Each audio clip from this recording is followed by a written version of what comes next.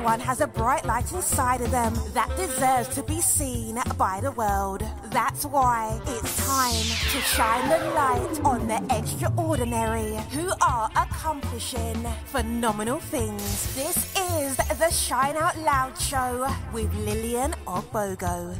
Good morning, good evening, good afternoon, wherever in the world you are. Yes, it's another episode of the Shine Out Loud Show with me, Lillian Ogbogo.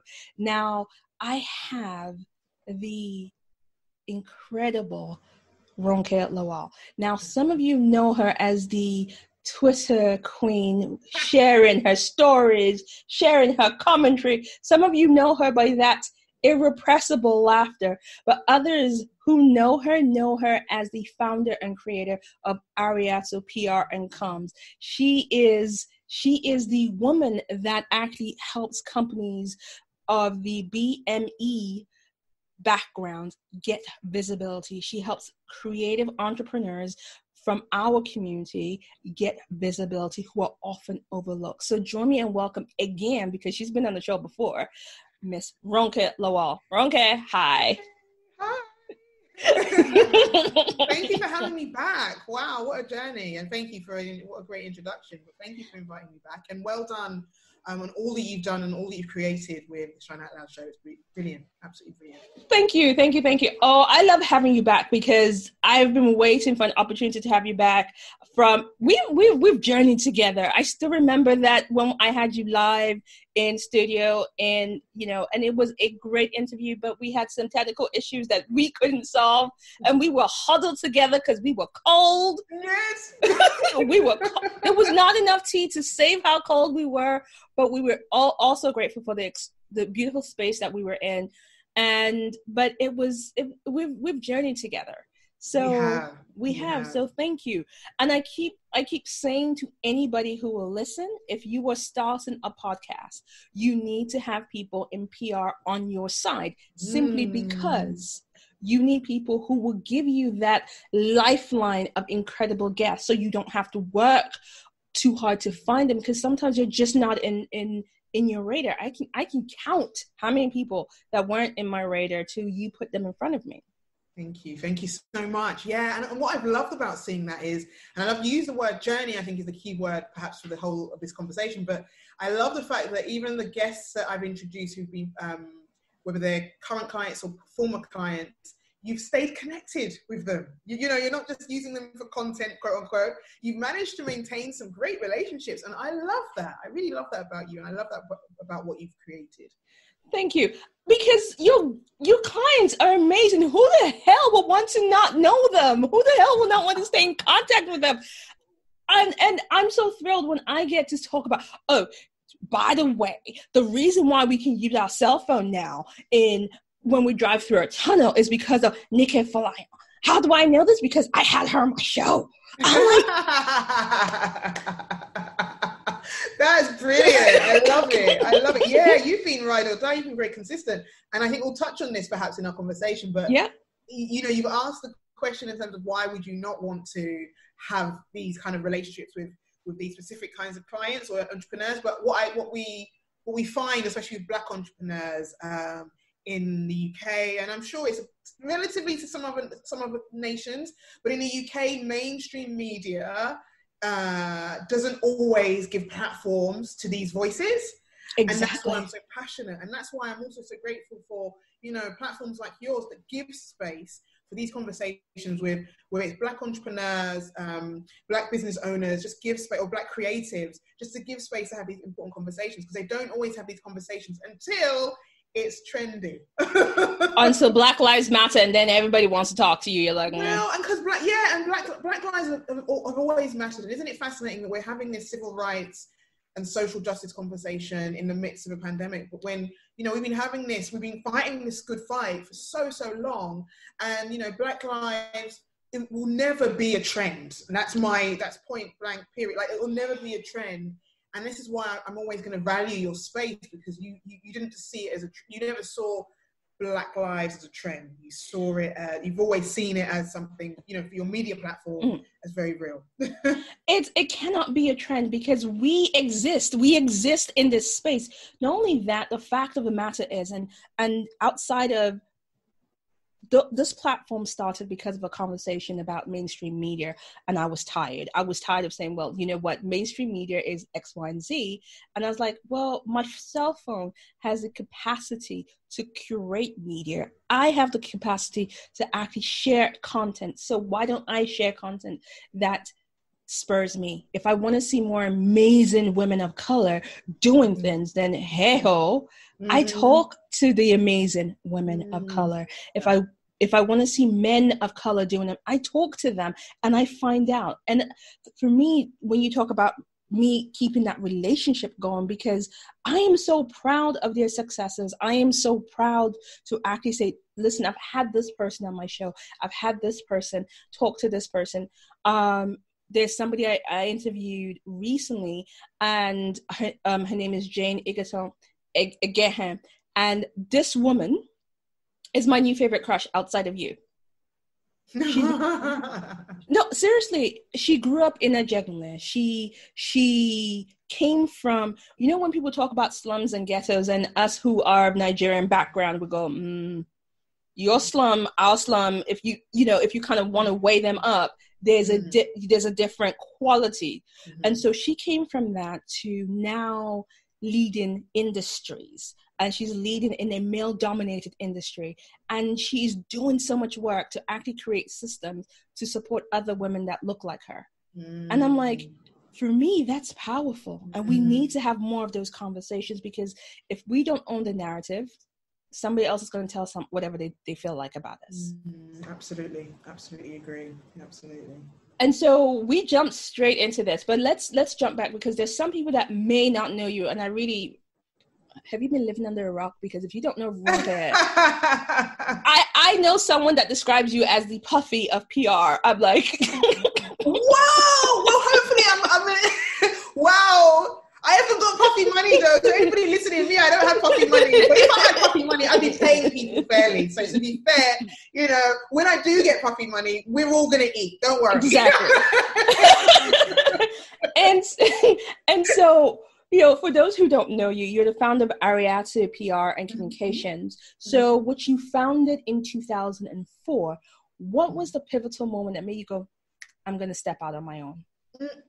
So I founded my business. I was relatively naive in the sense of I was in my early 20s. So I'd been working as a manager for a fitness company. So I was doing finance and personnel administration for this fitness company for a couple of years. It was a good job. It was a great title, manager, nice amount of money. And at the time I was still living at home, so you could keep quite a lot of that money for my savings so that I could save towards, you know, buying my own property.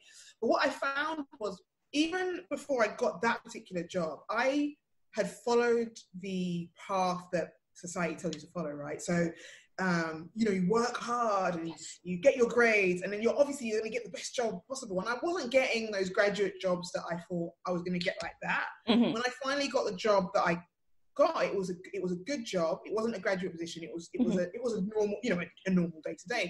And it was, to be fair and to be honest, it was a job that was almost, and I don't want to sound, I'm going to be diplomatic. It was almost older than me, if that makes sense, because it was a lot of responsibility. And I was still like 22, 23. So, you know, head in, just get on with it. And then I realized I wasn't fully satisfied. Like there was something in me, in my spirit, that was just compelling me to say, look, go, like, you know, start a business, do something. Because even from a young age, I'd always wanted to do something entrepreneurial. Don't know what that something was, but I wanted to do something. So I thought, look, I've saved some money. I'm going to start my business. My first client was a friend who was starting a beauty business. So I helped her with her business plan and things. And my business at the time looks different from what it looks like now. My business at the time was very much marketing, business development, so some PR as well as some kind of overarching consultancy, or what I thought was consultancy, and even some administration. It was administration as well. It was a lot of things, but it was like I was trying to create this management services business model. And again, it was an entrepreneurial idea, right? So created it out of my own idea, my own passion. And it took a few years, actually, Lillian, to rebrand and go back to purpose. So the voice that was whispering to me to leave my job, that was compelling me to say, oh, start something. I think if I spent a little bit more time and meditating on that voice, I think I would have gone in a slightly different direction. And I probably would have started specifically in PR and communication sooner, if that makes sense. Right, yeah. I almost had to learn, I kind of listen to the voice that said you can't be in this job anymore, start a business, but I wasn't really listening and taking the time to think, okay, what is it? I was trying to do too much too quickly, and it was very noisy. And then over time, with experience and with challenges, financial challenges and just life challenges, I eventually came to Ariatu PR as it is, and it's just been it's been a journey. And I say I was naive because I think the naivety that I'm calling naivety is just me not listening to that spiritual voice. And I'm sure if your listeners are used to listening to your podcast, they'll know that what I'm saying, because you're on that wavelength, right? It's that voice that says, do something. You're like, yes, run out and you're like, wait, sorry. Could you tell me again, what was it I was supposed to do? Oh, I'm sorry, I didn't hear it. Okay, let's go back to the starting board. Yeah.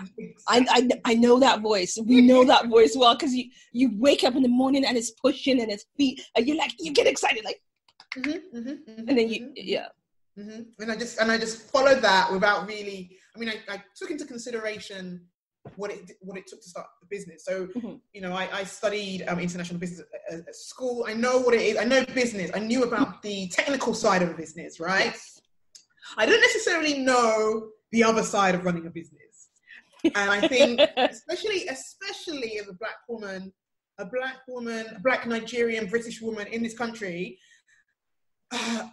there's challenges that I wasn't even ready for. I think I was following on this kind of motivational, let me just do it. Let's just go. I can do anything. The reality is, yes, you can do anything, but then there's life outside. The world hits. I can create this thing, but then if the world is saying to me, actually, we don't want to buy what you're selling, I need to figure that one out. So yeah, it's been an interesting one, but it's been a good, really, now I'm in such a great place, great, thriving, healthy business. And as you've alluded to earlier, I've sent lots of clients your way. So in terms of PR, I'm doing quite well. Okay. You know what, Ronke? I love the fact that you talk about the journey, and I think there is going to be a need for a workshop or program where we get women that look like us and talk about the real talk to that journey. Because there's something about when you read personal development, and trust me, I'm in the personal development industry, and you're like, yes, they tell you the story, I was living in my garage, and then all of a sudden now I'm worth 2.2 million. They don't tell you that the garage was actually their parents' house, and it was comfortable, and it had light and cable and running water. It doesn't tell you that they had no bills to pay. It doesn't tell you they had somebody paying their broadband. They don't tell you none of that sizzle. They sell you you just do X, Y, Z, and then you can be it. Yeah. Just do it. Yeah. When you go down that road a couple of times, and you're like, I did everything you said. And right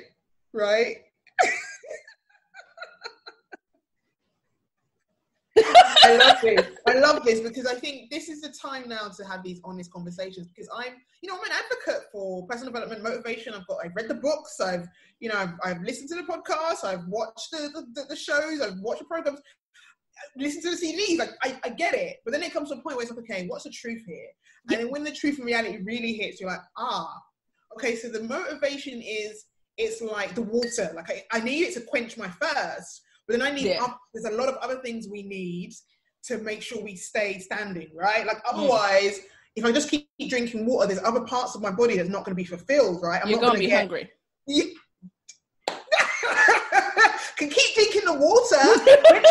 First, that motivational first, just keep drinking, yeah. But then, like you say, we're here still hungry because we're not being fed the truth. Wow, we got deep there. I like that. That's a tweetable. We're not being fed the truth. And the thing is, and there are now people in the industry who are doing the work and actually sharing the realities of, okay, what it is like for somebody else. Good. And this is where, in this space, we need women like you, because you are in PR. And for the longest, when people think of PR, they think of Becky with the good hair and and Emma talking about, yeah, we'll just write your PR, we'll write your PR copy and we'll put it out. But if Emma doesn't understand why people like Oni Dodo are there, if people don't understand the stories of people like Medina King, why it's important to highlight the fact that she is first and only in her industry. Why having people like, Yusuf, I cannot remember his last name off the top of my head, but why having a Black planner is important. If we don't understand these things, if Becky doesn't understand that, she cannot understand how to actually represent that client properly. And that actually comes to the question. Your very focus is on clients from the Black and mixed ethnic origin background. And it seems to be you were very particular. And most people go BME and things like that, or include everybody. Why did you say for you, and let's go back at an early age, this is when you started your business, that was your trend. And to use it I don't have a better word because it's not a trend for you, but it was your trend. Why did you say, put your stamp and go, that's where I'm going to be? Yeah, I mean, and like you say, it wasn't a trend as such. It was for me, there's an intentionality which comes without even sometimes thinking or acknowledging, right? So when I started my business, it made sense for me to do the work that I do.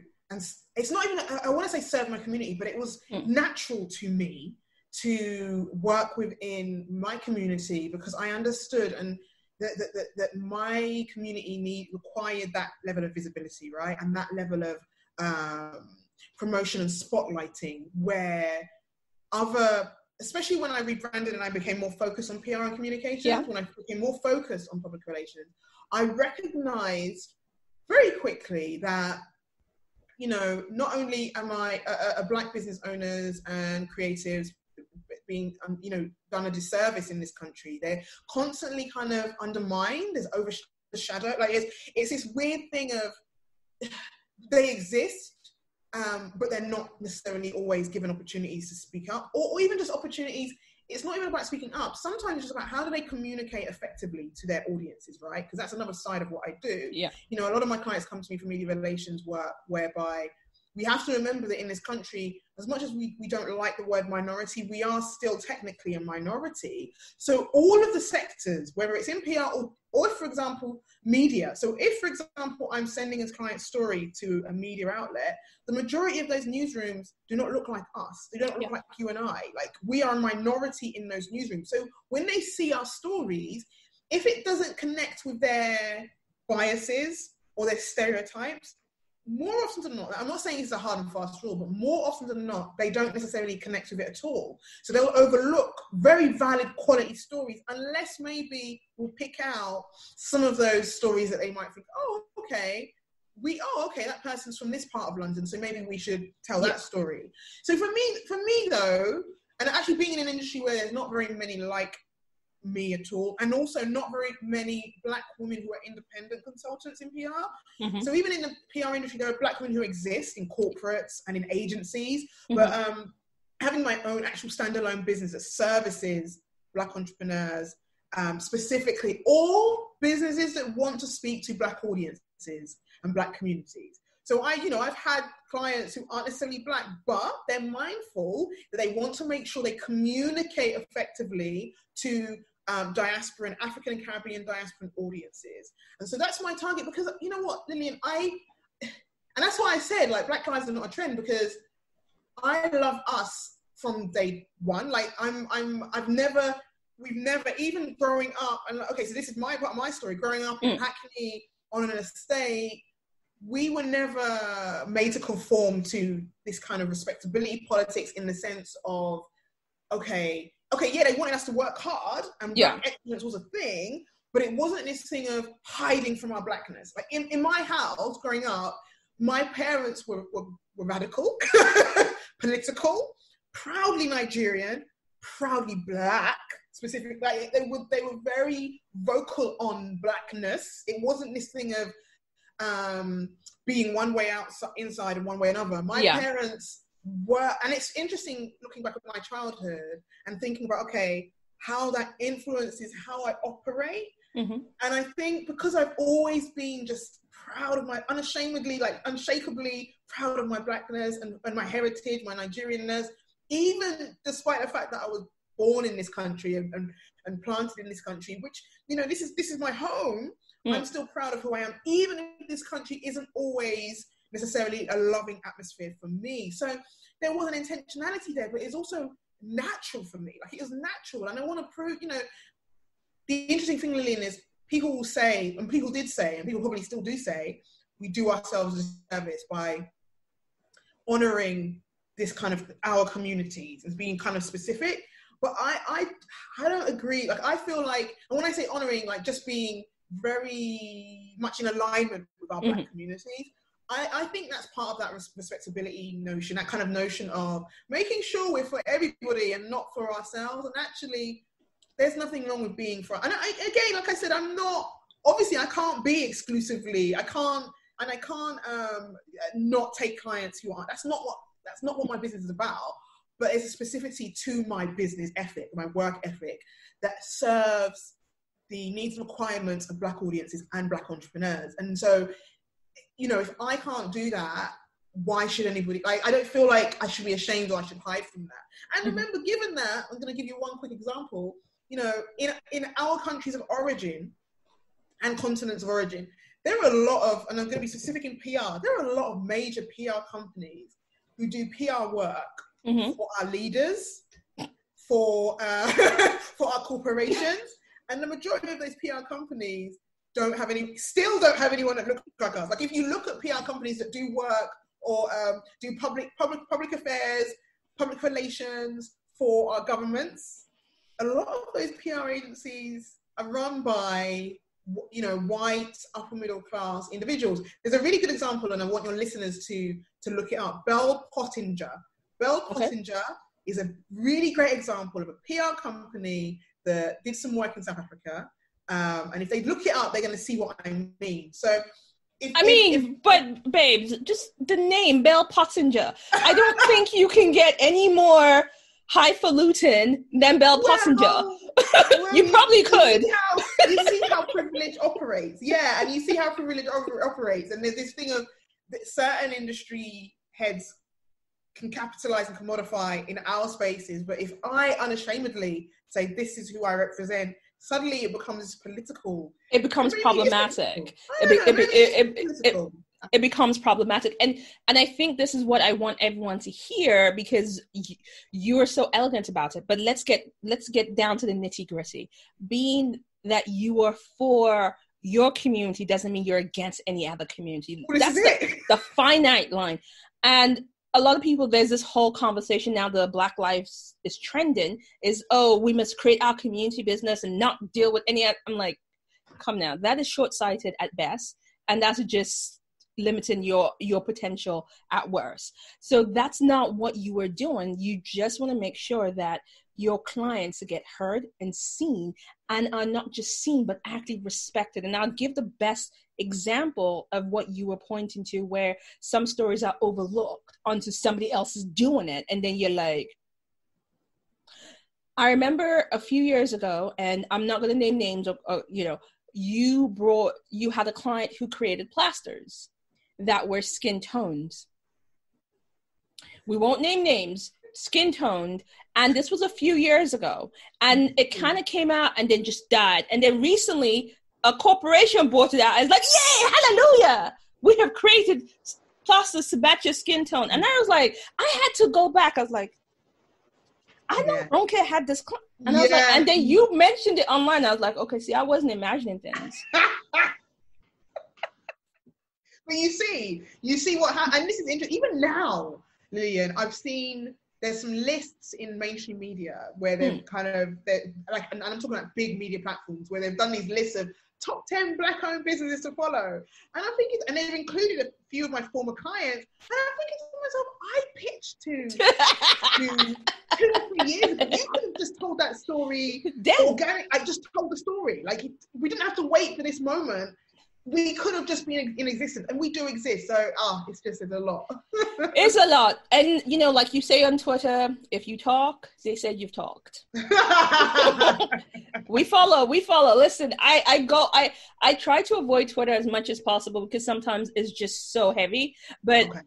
I come on Twitter for the plantain conversations and the rest of it. Because yesterday, this woman just compared Miami and Bournemouth. Really, Tyler? Oh my goodness. Yeah, but you know, we've got your listeners aren't going to know what we're talking about, so that's okay. Please go on to Twitter. You will find it. You will see my response. I only had one response. But also, you touched on something that's really interesting. I need you, and you're getting better, but I need you to be just as vocal, if possible, on Twitter. I feel like I need more Black women in this space. We need our voices on that platform, or platforms like that. I know a lot of us kind of draw comfort. Like I really enjoy LinkedIn, for example, right? I know you're great on Facebook, but I always intentionally make sure I maintain visibility on Twitter, because Twitter is a good space for these conversations, and it allows us to be bold. So I'd love just to keep using it, keep using it, and keep tagging. I keep coming, and I'll see some things. Sometimes I see it, I'm like, I see this is going to go down this rabbit hole. We'll never recover. I'm like, I'm going to just sit here, and then I share it. I share it to certain friends. I'm like, see our girl, see what she's saying now. Let's go there. So, we digress. Please go listen. If you're not following her on Twitter, do, because aside from the social commentary, you actually share quite a lot, and you actually talk about what's really relevant from a place of from the human side of it. There's always the human cost of it, and I think that's the conversation that we need to be having. And speaking, since we're talking about social media, there's this weird idea that PR and social media are sometimes interchangeable, and please help us out. Yeah, I think social media has definitely changed the landscape. You know, PR is about the relationships between a brand entity and their audience and publics, right? And it's about that reputation, trust building, the brand awareness. It really comes down to trust, and that's why PR works alongside marketing, advertising, right? Because you can advertise a product and like tell people buy, but actually it takes time for people to trust. So that's why you need to tell the stories of the brand, tell the stories of the founders. So people as human beings, we can start to think, okay, I can trust that brand and I can buy from. So even if you see something that serves your needs, you can buy immediately because it serves your need. But if it's something where, a consumer brand where it's more of a lifestyle purchase, so a purchase where, okay, I want to buy this candle, but, I've not really heard much about the safety of this candle or about the company, or, the ethics of this company. So social media, in a sense, has changed how we view reputation, right? And we view PR and how we consume content, even news. So because it's so fast-paced and it really depends on the platform, what we find is certain people kind of overlook one for the other. Yeah. So you've got to make sure you have both and they coincide and there's an integrated approach. Because if you don't have an integrated approach, so for example, we've seen it and we see it every day. You'll have a big brand that assumes because it's big, it's safe, and then it will go viral on social media, and customers will be literally, not just customers, but the world will be like, what's going on? Why are you doing this way? Then news outlets will start reporting on this thing that was trending on social media, and then it starts to damage our response, our trust, our reputation with that brand. So you've got to make sure you have both. You can't have one without the other. You've got to understand why PR is PR. You've got to understand why social media works and why it matters and how it works. And I think some brands and entrepreneurs still have some way to go in terms of learning that. And that's key, because you talk about the trust, you talk about building that connection and telling that story. And we've seen presidents tweet fighting. We've seen influencers oversharing. How do we gain that visibility? Because social media is noisy. Yeah. How do we gain visibility without feeling like we're pimping our underwear, literally, on it to kind of be seen? That's a great question. And I've been having this conversation with a few clients recently. I think it's about knowing what your intention is, knowing your audience. I think standing in your purpose with that. I think once you start to understand and you pay attention to your audience and create engaged and engaging content, I think it's a lot easier than we give it credit for. But you just got to do the work. I think there's in life, Lillian, there's easy wins, right? There's easy wins, low-hanging fruit. We see that across a multitude of spaces in our lives. Like, you can have, let's use an analogy of, you can have a phenomenal relationship, or you can have an easy, like a relationship that's just because you've got a partner, that's just how it is, right? But if you work, you're going to have a beautiful relationship. If you don't work, but you want to say, oh, I've got this relationship, then things start to fall awry. Now, it's the same thing in social media. You can do the work to build a brand and start to pay attention to what works, what doesn't work, what works for you, what works for your audience, and be strategic and intentional. Or you can just say, okay, I want to be on social media, be on everything. I'm going to do this.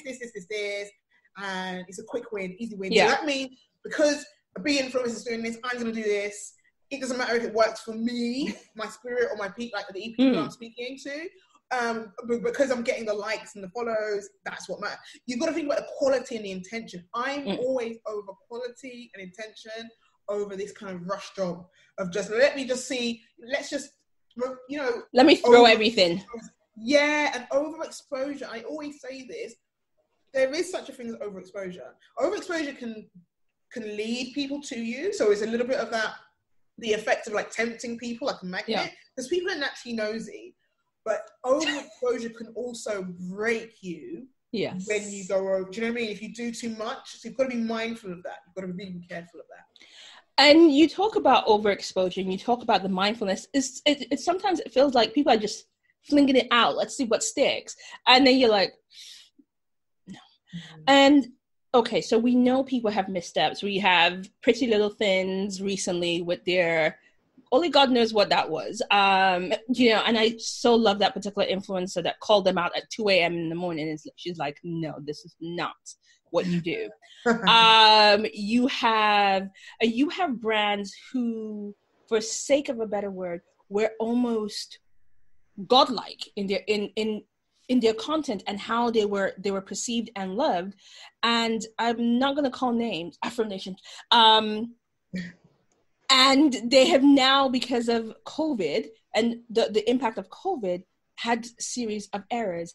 How would you, looking at all of those brands who have misstepped during this COVID period, how would you say, if you were handling their comms and PR, want them to rebuild that trust?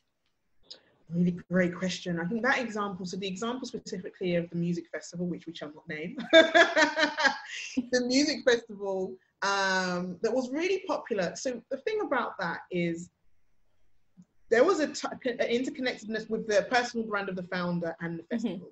People love the festival. People love the fact that it appeared to be Black owned and Black founded. And they liked the founder's story. And they wrote that, right? And I think a lot of people were really on it and really like, oh my God, this is amazing. And the actual festival itself delivered.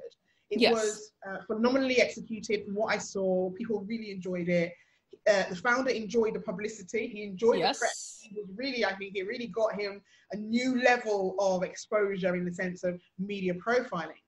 What happened though was when the pandemic hit and there was a lot of uncertainty, was this unwillingness to even just address that, okay, this is what we're looking at and this is what might happen. It took them a while. It took them a while to address what was happening in a way that their audience could respond to well and could understand.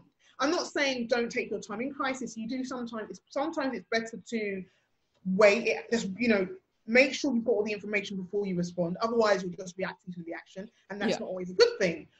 but their communication was slow. It was a little bit confusing, disjointed, and it felt at times like they weren't reading the room. There was a few things that they were putting out, like videos, which just felt like your customers are asking you relevant and reasonable questions. You're not responding. So you can't now get all this media exposure, get all this social media exposure as well, and following. And then when things start to go wrong, you ignore or you overlook. And then the founder started to take it very personally. Like the individual in question started blocking people allegedly and saying some really weird things about his customers online. And it's like, no, remove yourself from this. You are supposed to be serving your customers. It's not the other way around. They're not serving your ego.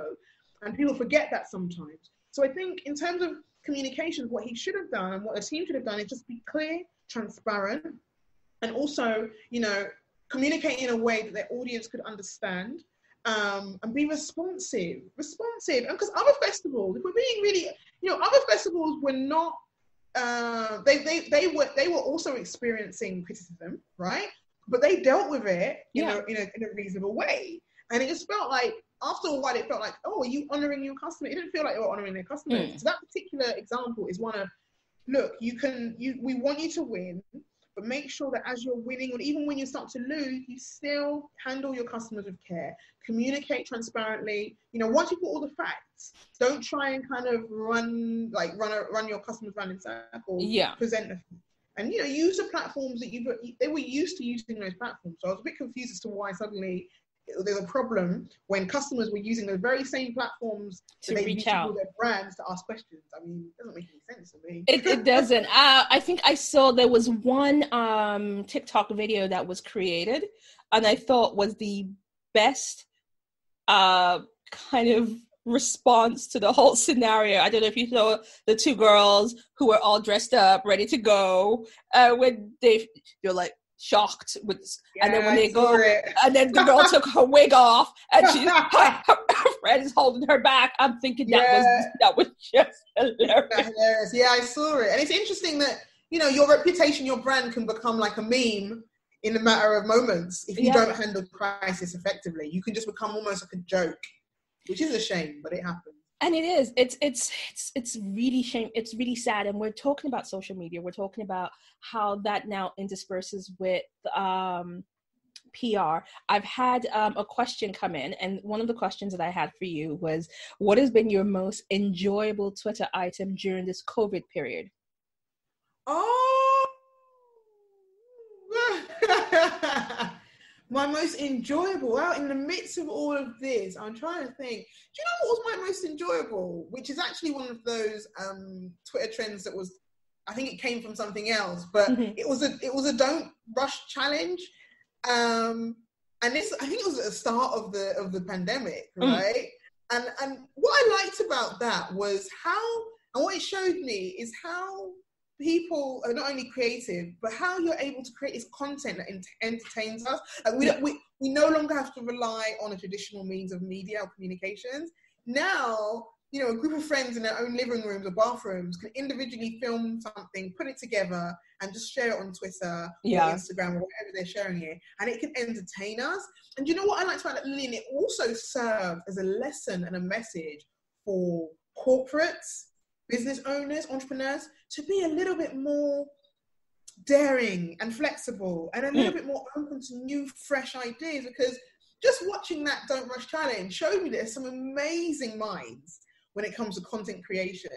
There's some amazing people who are creating these amazing trends and videos on Twitter or whatever platform, but corporates still stay stuck in their set way of doing things and their set way of communicating. And it kind of struck me that I loved that moment, but I also thought to myself, wow, like if a company, I don't think a company could have thought of anything better, actually. No. I'm trying to think if I've seen anything as good as that. So I enjoyed, that was a good Twitter moment in terms of entertainment. And from it spawned children of its own, because now they have the wipe one where you wipe in the mirror. And then I'm like, that one is so good. You're like, you wipe and you see them I'm like, that's a skill. That's really an amazing skill. It is. It's really good. So we're talking branding, we're talking PR, we're talking about everything that's going on. And since we are talking about the times that we're in the COVID period, and then in this COVID period, there's now the protests and the social equality movement that started from the George Floyd's death. Now, let's talk about the elephant in the room, because now everybody's like, yes, Black Lives Matter, Black businesses matter. And I am just as guilty as everybody. Anybody that has a list that says Black-owned businesses, I'm tagging everybody I know who has a Black-owned business. Mm-hmm. But in this flurry of wanting to support, in this flurry of, yes, let's tag businesses, is it that we still have people who are reaching out and looking for people to work in our community, to work for free? How do we deal with that in a place that we're not shutting people down, but we're being graceful, but saying, run me my money? Mm-hmm, mm-hmm. Lillian, I've always had the resource, I learned this lesson years ago, and this is why part of my journey and kind of becoming who I am now, it meant rebranding, redeveloping the resources I have for my business, the resources I offer. So I now have a really easy set list, not only of questions but links to send to anybody who I think could be a time waster or someone who's going to try and kind of take advantage. Because I really think that I've been blessed. The majority of my clients, when they come to me, they know exactly what they want. They've done their research. They've actually read my website. Like, sometimes I'm like, people take 5 minutes and read my website. Like, we wouldn't even have to have a conversation. But the majority of my clients read my website.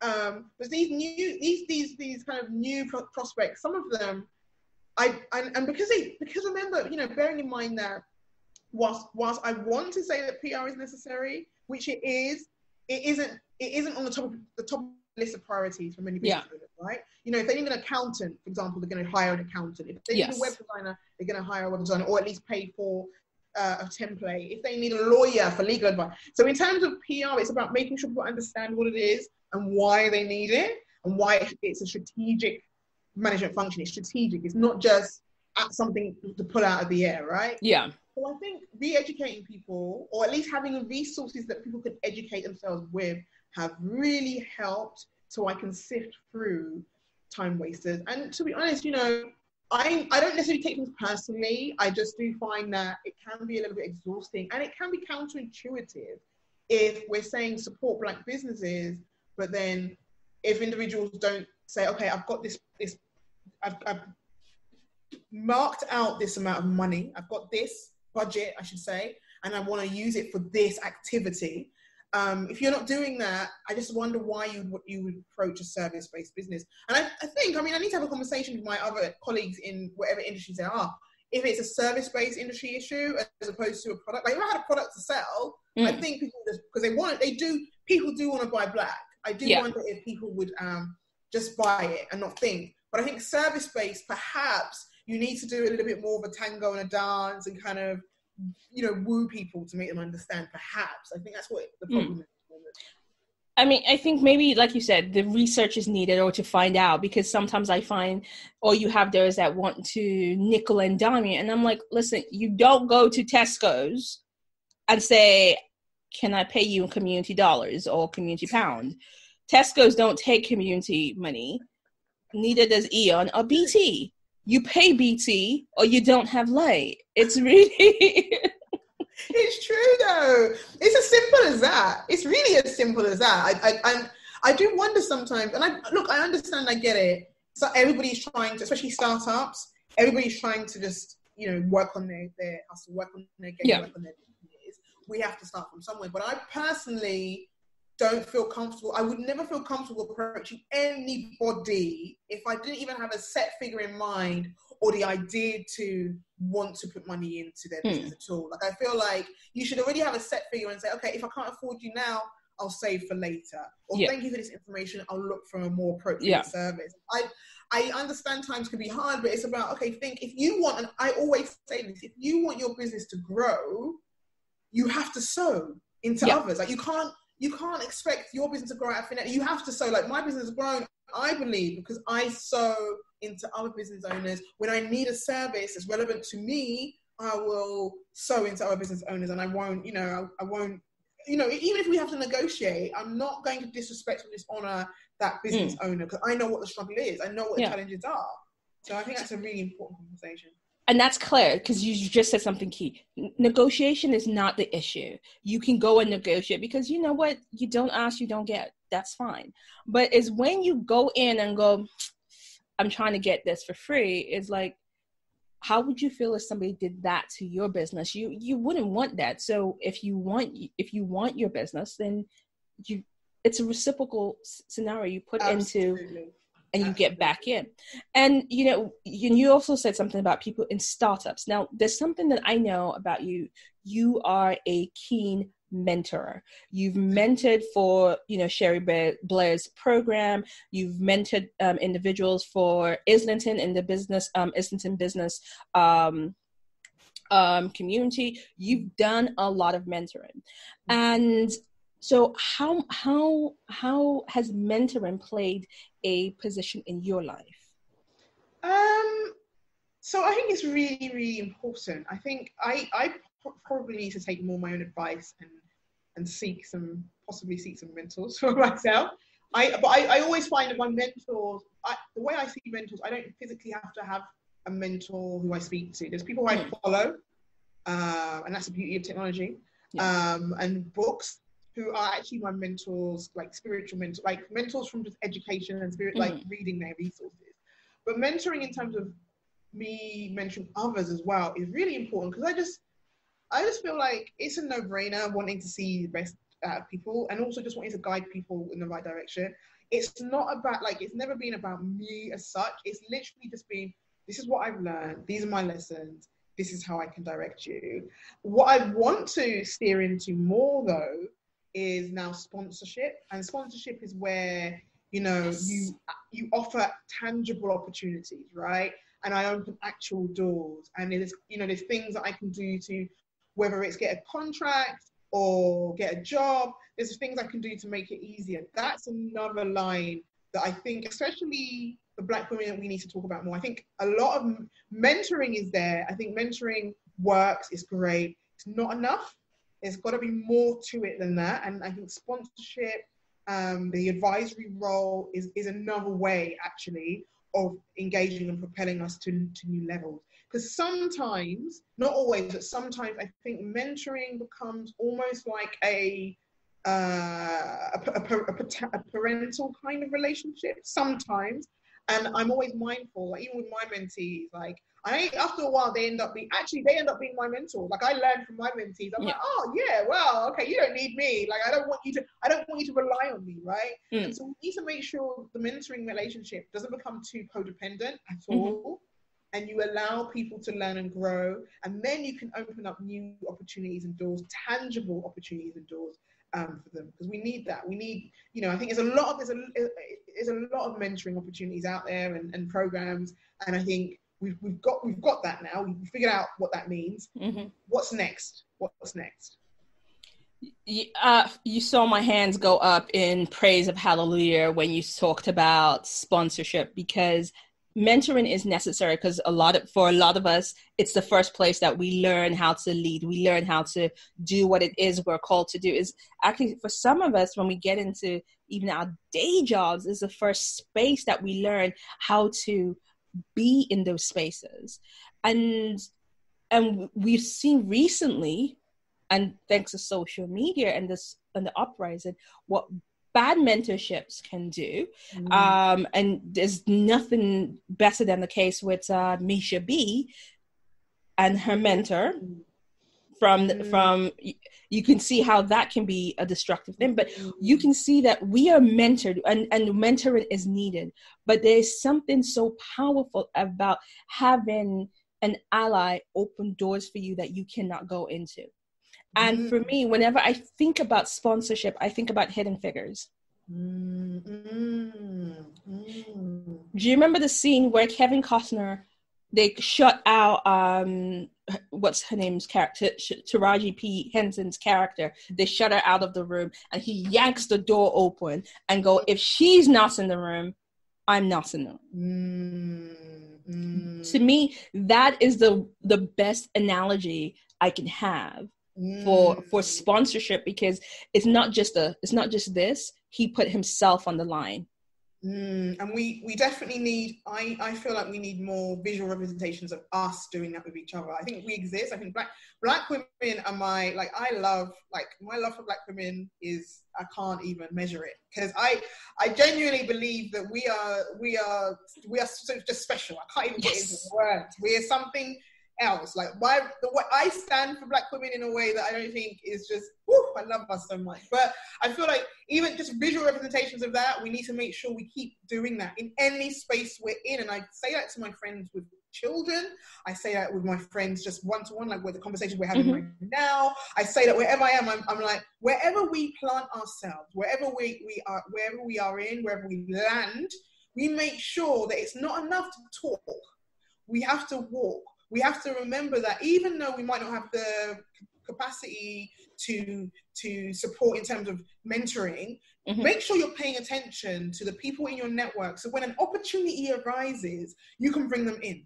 And you bring them in and they've paid their worth and they see their value. Like, we have to make sure we do that, because I think that's what's been missing in this whole trajectory of, mentoring and motivation, and kind of going full circle to our conversation about personal development. Okay, now, we've done the work. We're great. We've been told and sometimes misled that we have to work twice as hard, which is exhausting. I wonder about the impact of, in black communities, on black communities, of working twice as hard on black excellence. We do all of the work. We know what we need to do. We have, the certificates. We're so educated. We don't have certificates. Hello, it doesn't matter. Like, it doesn't matter. Exactly. We don't have certificates. Whichever room or space we land in or find ourselves in, help each other and make sure we switch each other on and make sure we're there and we turn up for each other. We remember each other. That's it. That's all. That's it. That is actually powerful, because for me, like I said, I'm in the coaching space. I'm in the training space. There's nothing I like when I'm training and I see women or men that look like me and I'm delivering training. I'm like, I want to make sure that before they leave that day, that training, before they leave me, they walk out feeling that they got what they needed to get to their next level. For me, it feels a part of me. And when we're talking about that scenario with bad mentors, with that young artist, Misha B, Kelly Rowland, I cannot tell you how much I love Kelly Rowland. Yeah, because all her media she's media trained. She got the smile. She's always, she's absolutely perfect. Kelly's face was when she realized what Kelly's face was like, and she came for them. She came for them collectively. Yeah, and rightfully so. We need that. We need each other. We lift each other up. We need each other in these spaces, but we also need to. You know what, Lillian, there's a lot of work that needs to be done so that we know that we can be authentic in our blackness. Yeah. Because I think often we enter these spaces, especially, I'm going to speak from, business and corporate world. We feel like sometimes we have to uphold the very systems or status quo structures that are keeping us down. So we buy into some of the false narratives, and we buy into that respectability, and you've just got to, present yourself a certain way. We don't allow ourselves to be authentic, and that's because those spaces are not designed. Remember, those spaces are not designed. They were not designed for us or designed to make us comfortable at all. And so, just turning up and having somebody who looks like us, who says, "Actually, yeah, I see you." Like the example you've given with Kelly, I'm going to ride for you. I'm going to speak up for you. I'm going to, argue on your behalf, even when, because I remember that clip you mentioned. Even though Misha B She couldn't say anything. She couldn't speak for herself. Yeah. There's that visceral tactic of silencing us. So she is black women specifically, and then it almost feels like we need. That's why I say I love black women. We need, and that's not to say I want black women to be our labor. Like, I'm not trying to say we have to rely on black women to be strong or always be the ones, because we also need tender love and care, and we also deserve to say, you know what, I'm tired, I give up. We allow all of that, but we also sometimes need a black woman in the corner to say, I see you, I hear you, I feel you, I recognize your truth, and I'm gonna speak up when I can speak up when you've lost your voice. So yeah, that's a really good example, actually, Lillian. So yeah, thanks for that reminder. Good. You're welcome. You're welcome. And while we're on it, there's now this whole conversation, and there's something for me, and I don't know where you stand in this about. Now there's this whole, yes, we want to, it's a trending topic, Black Lives Matter, Black Business Matter. And there's this almost a section of people saying, okay, we don't need anybody else. And I am definitely a firm believer that we always need allies, and we do ourselves an injustice and disservice if we cut off other routes and other people who may not know how, but want to know how to support. And I think it's a dangerous road. I would love to know your viewpoint in this. That's an interesting one. My thing with allies is I've often thought about this thing of allies. Like I get that they exist. What I've seen sometimes, allies tend to want to become your saviors, and allies tend to want to take up space where literally all they need to do is just leave us the space, right? I feel like sometimes. So there's a difference between having an ally who's intentional and knows and gets it, and then says, okay, I get my privilege, I understand my privilege, here you go. And then obviously, like you've described, saying, okay, I'm purposely not working with different groups of communities or populations. That doesn't make sense, actually. We live in a world where there's nothing we buy or eat, well, at least in this country, United Kingdom, that is not interconnected somehow. Yeah. So you can't, I don't know how it would be possible to be 100%, black owned, as much as it would be a great ideology. There is no way you can be 100% black owned and not have an interconnectedness with the greater, wider communities that we live amongst. But I understand the principle of supporting and putting our communities first and prioritizing our communities. That's necessary. That's necessary. I do believe, like you say, I think this ally thing, the jury's still out, Lillian, because sometimes allies, like I say, they become they try and take up space, and they become, this savior thing where it almost feels like we're now supposed to be grateful for giving us back the freedom that was always ours. Like, why should I be grateful for you doing what you're supposed to have done all along? And even if we say they didn't know, or it's unconscious bias, Lillian, sometimes I think they know, I think they know better, but they're just not doing the work to unravel it. You can't be around if you're not, unless you're intentionally ignoring a lot of things. You can't start to pay attention and think, yes, my black co-worker, when they speak up in a meeting, gets silenced a lot, or like gets a lot of these comments. I think that's odd. If you ignore it, I'm telling you, there's something a bit off there. So yeah. So no, I definitely agree that, and there is that.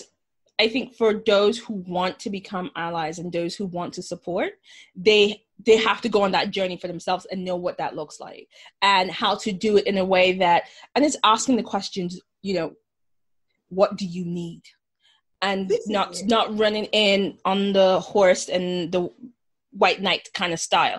And so I guess it's going to be a balance, and I think we're going to come to a place where people are going to learn to do that balance. But I think people should not throw out the bathwater and the baby on this conversation till it can be had in a way that allows for fuller dialogue. Yeah, I think it's going to take a lot of time, but I also think, Lillian, that we need to have uncomfortable, ugly, dirty conversations. I think the only way, and the reason why all of this is happening during 2020, during the pandemic, is because we're forced in lockdown, we're in quarantine. There's nothing else to distract us. We can't go anywhere. So I think the reactions from brands is because there's this kind of pressure of like, okay, we can't run away now. We can't hide. We're all forced onto our screens, and we're seeing and paying attention.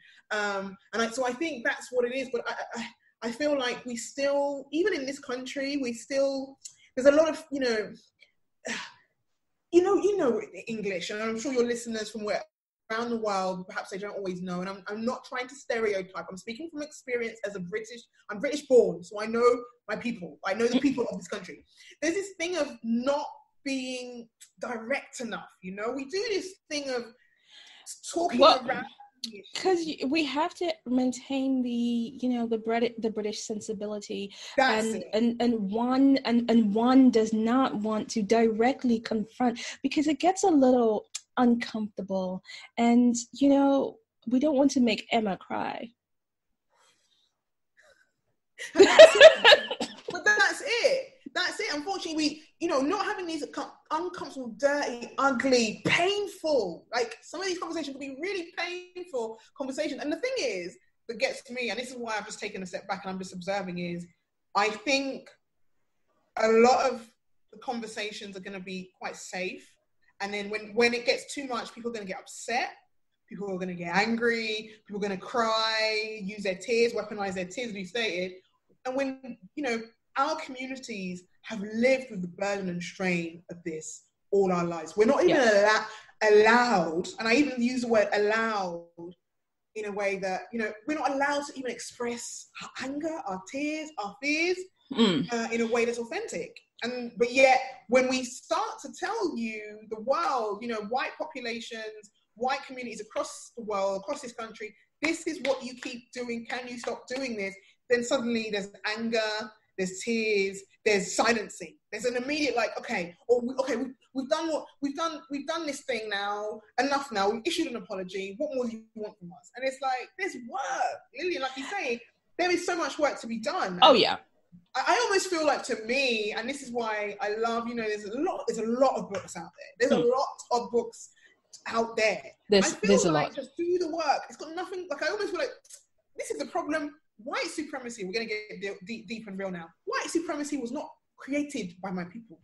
So why should I now undertake the task, the emotional labor to unpack it for you? Emotional labor of dismantling. Yes, I am going to dismantle anti-blackness. I'm going to always dismantle and try and dismantle anything that is against my people and racism and all of that. But ultimately, the very people, even if they say, "Oh, it wasn't my fault, it was my ancestors," look back at your ancestors and face your ancestors, because you're going to keep. The thing about it is, and this is where we talk about the spirit. We're going to keep having this conversation until you face your ancestors. Yeah. Because your ancestors might have created this structure and system. We're going to keep having this conversation until you face your ancestors and do what you need to do to dismantle white supremacy. It's not necessarily my job. It's your job in your white population, the populaces, white demographics that need to have these conversations and do that learning. And all I need to do is just keep reminding and just be like, we're still here. And I'm not going to shut up until, my generation, my children's generation, my grandchildren's generation gets a better life. Like, that's literally, we're not going to shut up. So you do the work. And And you know what? That's the power of it. And we don't, and to every individual who is actually actively working to dismantle, there's so many Black women and men and from other ethnic minorities who were speaking up daily. They have my respect, but I have to step back and go, no, you have to do the work, because I cannot help you unpack this for you. Right, exactly. We've done, and there's work we can do in our own communities as well. And we need to do a lot of work addressing the legacy and the legacy footprint of white supremacy in our Black communities, anti-Blackness, colorism.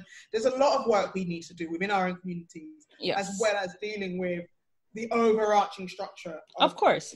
We have our own house cleaning to do, as they will have their own house cleaning to do, and we'll come to a place. But we're not going to keep quiet. Like, we're still going to stay. We're going to stay on their necks. Like, there's ways of staying on their necks that doesn't necessarily mean, like, there's people who are vocal and very active and very visible, and there's people who will be doing the work on the grassroots level, and there's people who will be just in their spaces, just doing little bits and pieces. Whatever it is you're doing, we stay on their necks. We keep reminding, we keep doing what we need to do to make sure that bit by bit, brick by brick, we're dismantling this thing called white supremacy. And it's going to take a long time, but maybe not in my lifetime, but it will happen. It will happen. It will happen.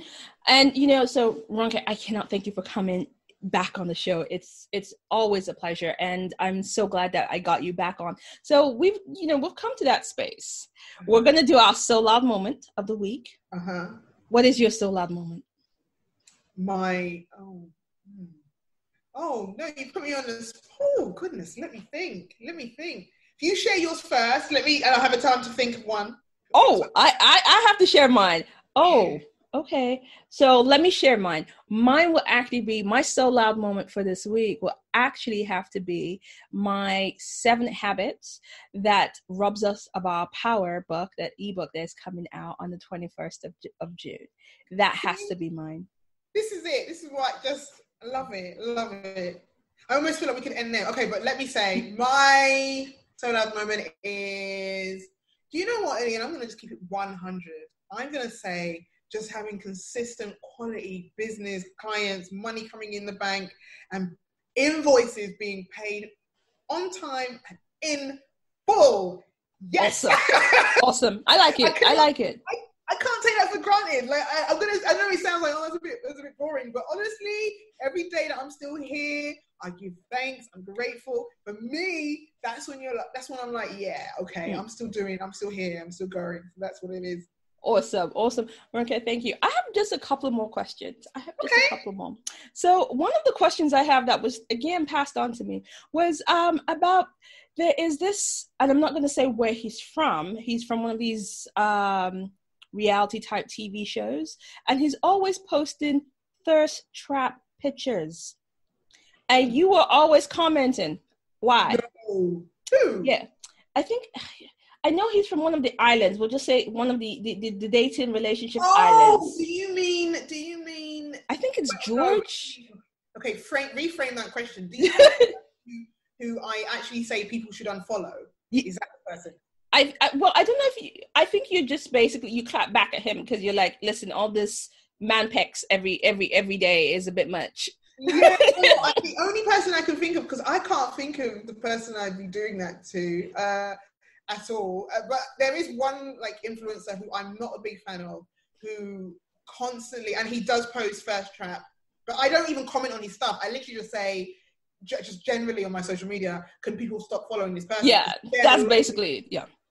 He shares a lot of misinformation, but I think because he's relatively attractive, people find people find him interesting. He shares a lot of dangerous misinformation. And there's also a lot of man TTs are on confusing folks. So people see the pecs as like, yeah.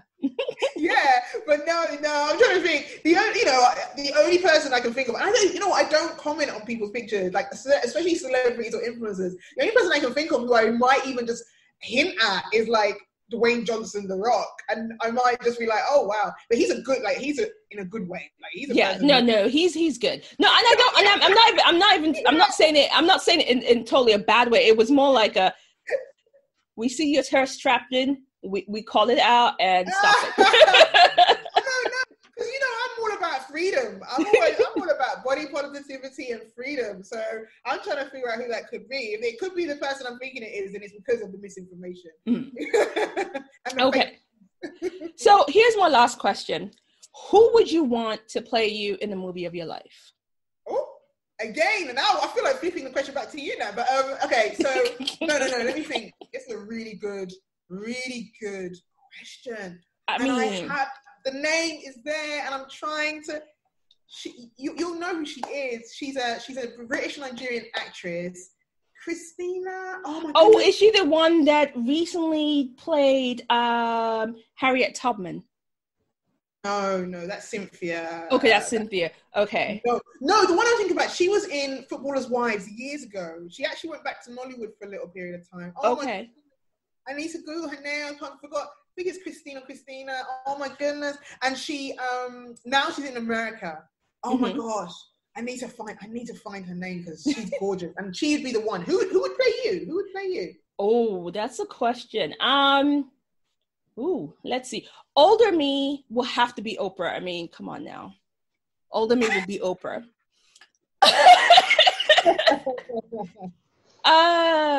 Let's see. I don't know who will play younger me, but definitely, I think Taraji could play me. I think Taraji has the right vibe, and she's just really cute. Yeah, I think for you, Taraji. I feel like Regina Hall, one of the Reginas, or Viola Davis for you, maybe. Or who else? Who else is coming to mind? Yeah, I think Taraji would be good. Taraji's got that. Yeah, she's got that energy. Maybe it's Taraji. I've got the name now. What's her name? Caroline Chikezi. Oh yeah, I know of her. I think you call her Christina. Sorry, Caroline, if you listen to this, but Caroline Chikezi. Chikezi, is that how you say it? Chikezi. Yeah, she's gorgeous. Google her. She played me from the beginning to the end. They'd have to make her put like wrinkles on. She's gorgeous, and I love. Do you know what I like about her? As in kind of the final word, the word of the day, in terms of her journey. Like, she's known when to rest, and she's known when to let go of the journey here and go somewhere else, and she's not necessarily given up on her dreams. She might have, left this country, but she's found other opportunities. That's why I like Caroline. Like, even just to play me, it reflects just my journey. So for the word of this kind of theme of this topic of this conversation is that journey. So having an actress who's lived, yeah, I like her. And she's she's understated. Unfortunately, I almost forgot her name, but she's beautiful. I love her. I actually know her, and she plays Cyberwoman in Torchwood. Yeah, and she's an exceptional actress. Yeah, UK. She tried a little bit in Nollywood, went to America. She found her dream. She kept on going, and that's how you do it. You live. You keep rebranding and rejuvenating. You don't have to stay stuck. And that's the beauty of it. So, Ronke, thank you for being on this journey for us. Thank you for sharing with us. And I'm looking forward to the next part of your journey. Thank you so much, Lily, and you too. Thank you. I appreciate you. You're welcome. Guys, it's a wrap. You know what to do. If you want to hear more about what Ronke Lawal does, and you're a founder, a business owner, or you're thinking about starting a business and you want to know how to get your PR right from the start, this is a woman that you need to speak to. You want to go over to Ariatu PR. The notes will have all her links.